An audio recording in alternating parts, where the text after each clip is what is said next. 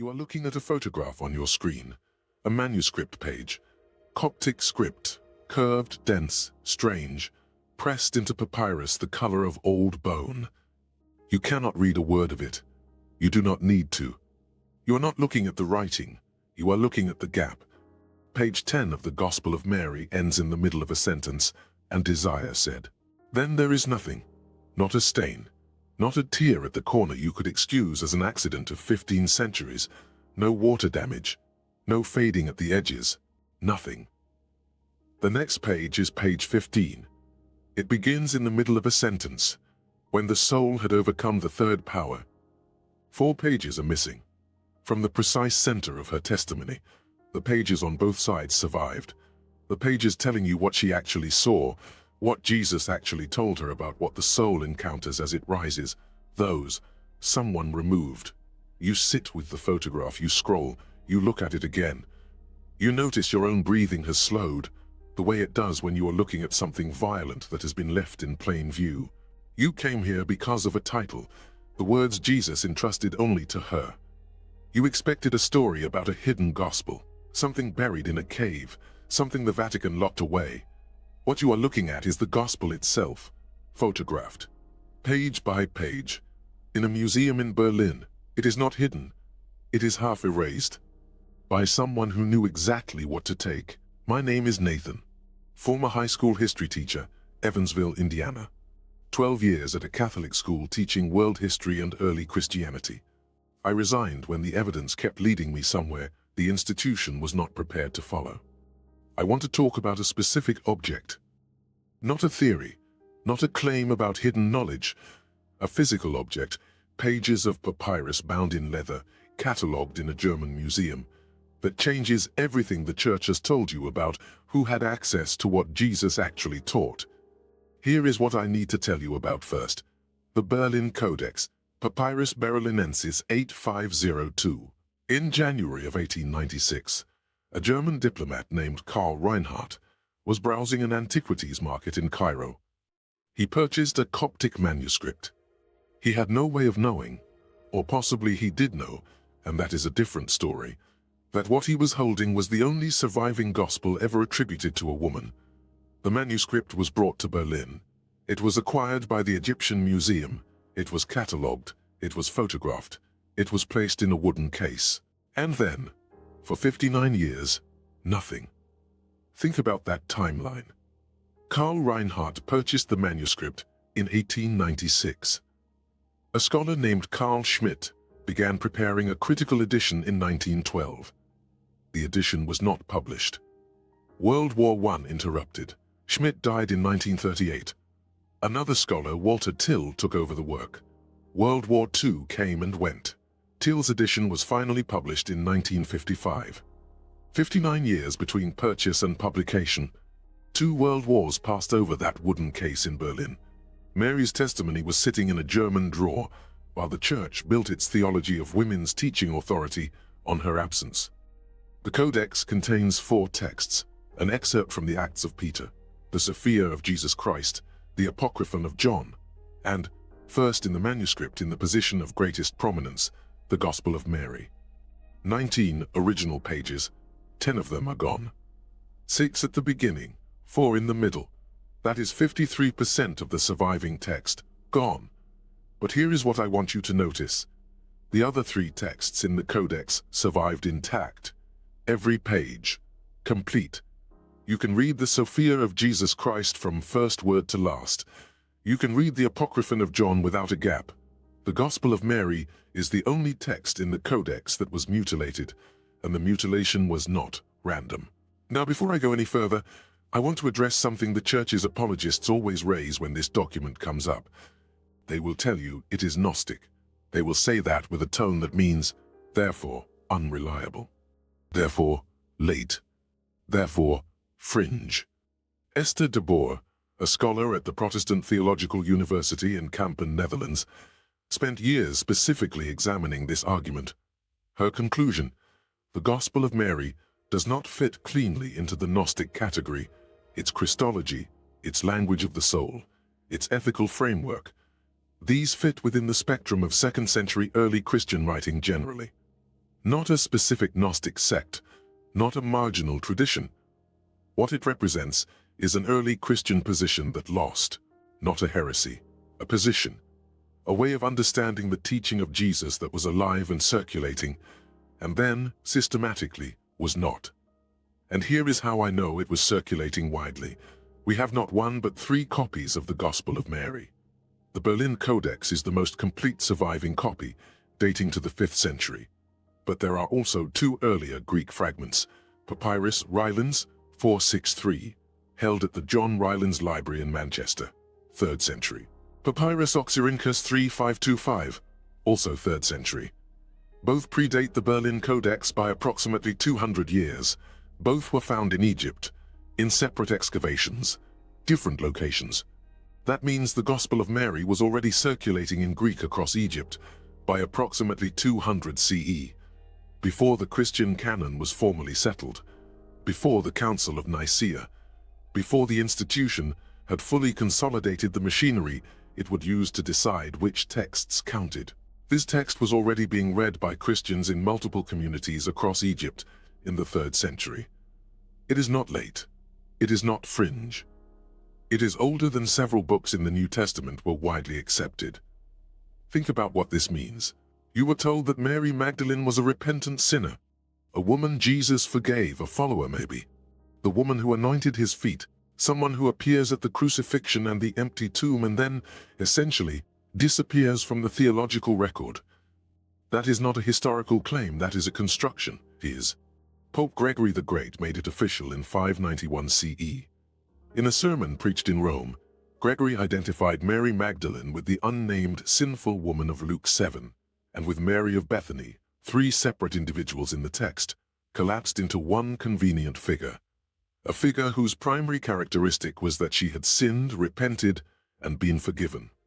For over 1400 years, that is who the Church told you Mary Magdalene was. The Roman Catholic Church formally retracted the identification in 1969. The construction that defined Mary Magdalene's identity in Western Christianity for over 1,000 years was officially acknowledged as an error, not in a press conference, not in a document with any broad circulation, but in a liturgical calendar revision that almost nobody read, 63 years ago. And the corrected history has still not made it into the pews. Now read what the Gospel of Mary actually says about her. When the disciples, the male disciples, the ones who received the public teaching, the ones the Church built its apostolic authority on, when they are paralyzed with fear after the resurrection, it is Mary who steadies them. It is Mary who says, "Do not weep and do not grieve and do not be in 2 minds, for his grace will be with you all and will protect you." It is Mary who, when Peter asks, delivers the private teaching Jesus gave her. She is not a sinner. She is not a penitent. She is the one who held the room together when the men were falling apart. And then Peter says it out loud, because Peter always says it out loud. Did he really speak with a woman in private, without our knowing it? Are we to turn around and listen to her? Did he prefer her to us? That sentence was preserved by the same tradition that did not preserve what she said in between. You have been told your whole life that the disciples received the teaching together, in public, openly, that nothing was hidden, that the fullness of what Jesus taught was given to the 12, who transmitted it to the institution, which transmitted it to you. The text you are looking at, preserved in the same manuscript that names her, kept in a German museum available in multiple translations, records the 12 themselves, protesting that something was hidden, that he did speak with her in private, that they were not given what she was given. Their protest survived. The teaching that produced it did not. You always wondered why the institution insisted so strongly that nothing was hidden. Now you have a possible answer, because something was. And the surviving record of that something is the preserved rebuke of the woman who carried it. The institution kept the complaint. They could not keep the teaching the complaint was about, so they kept one and removed the other, and trusted the centuries to fill in the silence. Peter's question is still open. Nobody answered it. Let me tell you what survives of what she said. The teaching Mary delivers, what Jesus told her in the vision, what she carried when the men were breaking down. This is what remains. From the earlier part of the text, pages 7 through 10, before the first gap. Matter does not have a permanent nature. It returns to its root. What humans call sin is not a category of moral accounting. It is the soul's adulterous attachment to what is only matter, to what dissolves. The good came among us to restore every nature to its root. Do not grieve, do not be afraid. Do not impose any rule beyond what has been given. That is what survives before the gap. Then page 10 ends. And desire said, 4 pages. Gone. Then page 15, when the soul had overcome the third power.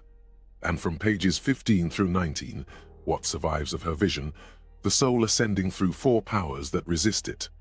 4 climates of wrath, as the text calls them. Darkness, desire, ignorance, and wrath, with 7 subforms. At each stage the soul is confronted by the power. At each stage the soul answers. The power cannot hold it. The soul passes through. This is the teaching the text preserves at its end. Not a doctrine, not a creed, not a rule for the institution to administer. A path, a sequence of recognitions the soul makes in the process of releasing what held it. Karen King, who holds the Hollis Chair of Divinity at Harvard, the oldest endowed chair at Harvard University, established in 1647, published a full critical study of this text in 2003. The Gospel of Mary of Magdalene, Jesus and the First Woman Apostle. Her central argument was this: the Gospel of Mary is not primarily a mystical treatise. It is a treatise on apostleship, on what qualifies someone to transmit the teaching of Jesus. And the criteria it names are not gender, not institutional appointment, not physical presence at the empty tomb. The criteria are firmness of character and depth of understanding, the capacity to hold the teaching without distorting it. Mary, by those criteria, was the most qualified person in the room. That is what the church could not keep. I need to tell you something personal, and I am going to tell it carefully, because I am still not entirely sure what to do with it. In my second year of pastoral work, I was 28, it was 2008, I was called to the bedside of a parishioner who was dying, a woman in her late 70s, lucid. She had been a faithful churchgoer for 60 years. I brought the prayer book. She asked me to put it down. She said she wanted to tell me something she had seen the night before. Something that had happened. Not a dream, she was clear about that. She said it was not a dream. Something that had happened between sleeping and waking. She wanted to tell me about a path. She described what she said the soul encounters when it begins to separate from the body. She used different language than the text uses. Her language was the language of a woman from rural Indiana in 2008, not the language of a 5th century Coptic monk. But she described darkness as the first thing, something that felt like desire, like a pull backward, a weight. Something she called not knowing, a fog, a confusion about what was real. And then something she could only describe as an anger that was not hers, a resistance that was not coming from inside her, but from the space around her, and the recognition that it was not stronger than her. She described answering it. She described passing through. I listened the way I had been trained, the way that means I hear you, and I am holding space for you, and I am also waiting for you to be finished so I can offer you something within the categories the church has authorized. I read the prayers. I commended her soul. I went home. She died 4 days later. I did not think about it again for years. And then one evening in 2011, I was reading Karen King's translation of the Gospel of Mary, pages 15 through 19, the vision sequence, the soul ascending through the 4 powers, and I set the book down. Because what the woman had described to me in 2008 was sitting there in a Coptic manuscript from the 5th century. Line by line, the sequence, the qualities, the answering, the passing through. I do not know whether she had read the Gospel of Mary. I do not think she had. I do not know whether what she described was a vision, a pre-death experience, something the dying brain produces, something else entirely. I am not making a metaphysical claim here. I am not equipped to make one, and I would not trust myself to. What I know is this: she had a category for what was happening to her. She could name the stages. She could describe the movement, and I did not have the category to receive what she was telling me. The prayer book I brought to her bedside had no page for what she described, no framework, no language that could hold the thing she was trying to say to me. And the reason it had no page for it is that someone, approximately 1600 years before I was born, tore that page out. I was not trained for the category she needed, because the institution had removed the category from its curriculum in the 4th century. And neither of us knew it was missing.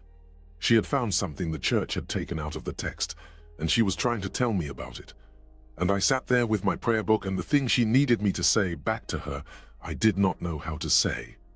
That is not a theological complaint. That is a pastoral one, and I have thought about it ever since. Now here is what the dispute scene tells us, because I want to go back to it before we move on. After Mary delivers the teaching Jesus gave her, the teaching the male disciples had not received, two things happen.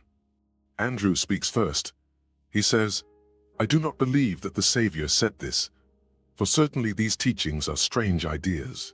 Then Peter, "Did he really speak with a woman in private without our knowing it? Are we to turn around and listen to her? Did he prefer her to us?" And Mary weeps. I want to stop at Mary weeping, because I have read this scene many times, and it still gets me. She weeps, the text says, and she says, "My brother Peter, what do you think? Do you think that I thought this up myself in my heart, or that I'm lying about the Savior?" She is asking whether she is trusted, not just whether her testimony is accurate, whether she is trusted. And then Levi answers Peter. And Levi's answer has been sitting in this manuscript for 1500 years. "Peter, you have always been hot-tempered. Now I see you contending against the woman like the adversaries. But if the Savior made her worthy, who are you indeed to reject her? Surely the Savior knew her well. That is why he loved her more than us." That sentence was kept. The same tradition that did not keep the 4 pages at the center of her vision kept the sentence that established the principle the institution would spend 2000 years suppressing. If the Savior made her worthy, who are you indeed to reject her? Anne Graham Brock, who published her study at Harvard Theological Studies in 2003, documented the systematic substitution of Peter for Mary as the primary resurrection witness across both canonical and extra-canonical texts. Across documents that span centuries and communities and geographic regions, there is a consistent pattern. Wherever a document shows Mary in the primary witnessing role, later documents and institutional retellings reassign that role to Peter or to the collective male disciples. The substitution is not random, it is methodical. And it left a trace. The trace is Peter's protest, preserved in the manuscript. The institution kept the complaint because they kept the Codex. What they could not keep was the teaching the complaint was about. So the complaint survived without its referent. The rebuke outlasted the thing it was rebuking. And what Levi says, if the Savior made her worthy, names the principle they spent so long erasing, that the authority to transmit the teaching did not come from institutional appointment. It came from the quality of the receiver. From what the teaching found in you and what you were capable of carrying. That is not a Gnostic idea. That is an idea the institution could not build a hierarchy on, so they tore it out. You think about the room where it happened. Maybe a monastery in Egypt, the 6th or 7th century. The Codex is on a wooden table. Someone sits with it open. He does not destroy it. He takes a knife. He lifts pages 11, 12, 13, 14, the 4 pages where she described what she saw, and removes them. He closes the Codex. He puts it back on the shelf. The pages on either side were left in place. No fire, no total destruction. Just the middle of her sentence, taken out and carried away. You will never know what was on those 4 pages. Neither will anyone else. The institution that taught you about Mary Magdalene as repentant sinner taught you with the certainty of a story whose center it had personally removed. I want you to think about something that is easy to overlook. The person who assembled the Berlin Codex, the monk or scholar in 5th century Egypt who gathered these 4 texts and bound them together, placed the Gospel of Mary first. Not second, not last, first. In manuscript culture, the first position is the position of greatest significance. You place at the front what you consider most important. Anne Pasquier, at the Université Laval, has written specifically about this placement. The compiler of this codex, living in Egypt in the 5th century, considered the Gospel of Mary the lead text in a 4-text collection. The 3 companion texts survived intact. The Gospel of Mary alone was mutilated. The mutilation came after the compilation. Someone received a codex in which the Gospel of Mary held the first, most prominent position, and removed 4 pages from the center of her vision. Not the whole codex, just the pages. Not the dispute scene, which confirms the private teaching existed. Not Levi's defense, not Mary's tears, just the middle of her sentence, the sentence that began on page 10, and Desire said, and ended on page 15, when the soul had overcome the 3rd power. 4 pages, removed with whatever was on them, carried away, disposed of, or kept. We will never know. The pages on both sides were left in place. Whoever did this was not destroying evidence. They were selecting it, they kept the frame, they kept the question Peter asked. They took the answer she delivered, and then they put the codex back on the shelf. J.J. Benítez, 40 years of investigation, more than 30 volumes in the Caballo de Troya cycle, 15 or more research trips to the Middle East, with documented access to Coptic monasteries and the Nag Hammadi region in Egypt. Benítez has written about Mary Magdalene across multiple volumes, and his framework has been consistent from the early 1980s onward. His position: Jesus distributed his teaching according to what each disciple could actually carry.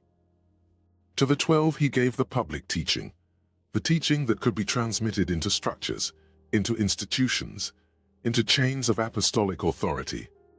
The teaching that could survive being passed through intermediaries, bishops, councils, synods, centuries of doctrinal refinement, without losing its essential shape. To Mary, and to a small number of others whose interior preparation was of a different order, he gave a teaching that required different preparation to even hold. Not a secret in the sense of a password, not an initiatory system kept from the common faithful for the benefit of an elite. A teaching that could not become an institution, because the moment an institution got hold of it, the institution would reduce it to a doctrine. And what the teaching was about, what it was pointing at, cannot be a doctrine. A doctrine is a rule about what to believe.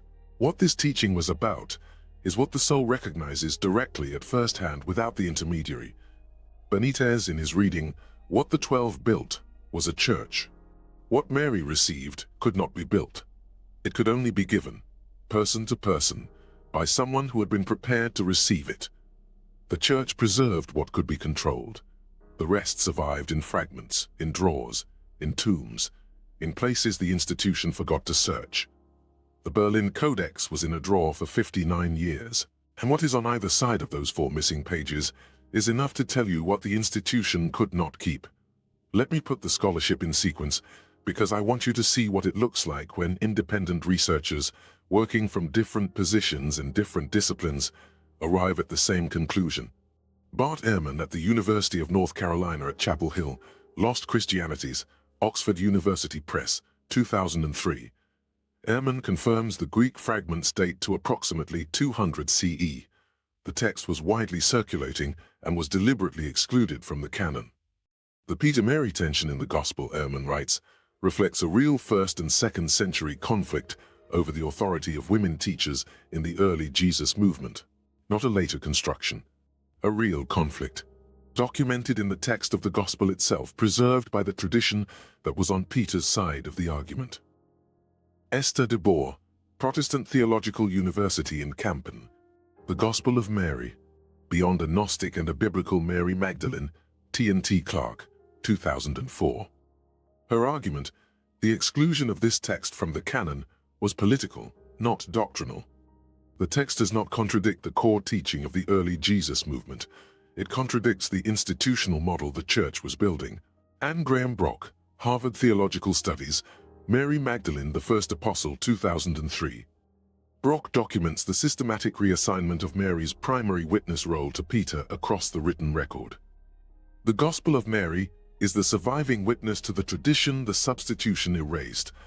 Karen King, Harvard Divinity School. This is a treatise on the qualifications for apostleship, character and understanding, not gender, not appointment. and Pasquier Université Laval. The compiler placed it first. The mutilation came after. These are not conspiracy theorists. These are not people with an axe to grind against Christianity. These are academic specialists at Harvard and Oxford and T&T Clark who read the same manuscript and arrived at the same outline. The text is real. The mutilation is forensic. The timing of the gap, 4 pages from the precise center of her vision, pages on both sides intact, is not an accident of time. And there is one more piece of evidence I want to give you before I close. There is a 3rd century Manichaean document called the Psalm Book. It predates the Berlin Codex by 2 centuries, and it contains a line, independent of the Coptic tradition, independent of the Nag Hammadi library, independent of any direct textual lineage, that praises Mary as the one who received the net from the Savior. A separate ancient tradition, a separate community, a separate document, all pointing to the same thing. A tradition, circulating across multiple communities in the early centuries, that remembered Mary as the primary recipient of a teaching the male disciples did not have. That tradition did not survive in the West. It survived in fragments, in a drawer in Berlin, in a prayer book that did not have a page for what a dying woman needed to say. You go back to the photograph on your screen, page 10. And desire said, and then nothing. And then page 15, when the soul had overcome the 3rd power. Between those 2 sentences is a whole teaching. A teaching about what the soul recognizes when it begins to release what holds it. A teaching the institution preserved enough of for you to know it was there, and removed enough of so that you could never know what it said. You sit with the gap. The gap is where her voice was. The 4 pages are not lost. They were taken. And what remains on either side is enough to tell you what was missing, and not enough to bring it back. This is Nathan. Forbidden Gospels. Read the silence. She wrote to be heard. You just heard her.